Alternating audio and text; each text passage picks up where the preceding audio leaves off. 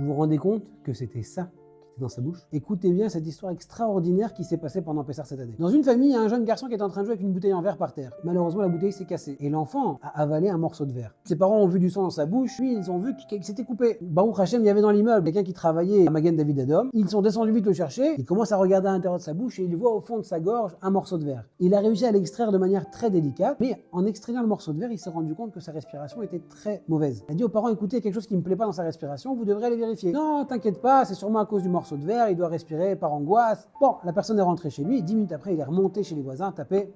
Écoutez, soyez gentils, sa respiration elle me plaît vraiment pas, allez tout de suite à l'hôpital. Ils sont partis à l'hôpital, ils lui ont fait passer un scanner, et au scanner, ils ont vu qu'à l'intérieur de sa trachée, il y avait une pièce de 10 agourotes coincées. Ils ont pu organiser l'opération immédiatement et ont pu sauver l'enfant. Et ils sont partis voir les parents en leur disant que s'il avait passé la nuit avec cette pièce dans la gorge, ils étaient certains que l'enfant ne se serait jamais réveillé le lendemain matin. Des fois dans notre vie, Akadosh Baruch Hu nous envoie des petits pics de rappel, petites épreuves, mais qui en réalité ne sont que des avertissements. Ici, on voit une corrélation immédiate entre l'avertissement et le résultat. Mais des fois dans notre vie de tous les jours, on a des avertissements qui durent longtemps, des semaines, des mois, parfois même des années. Prenons toujours les choses avec parcimonie.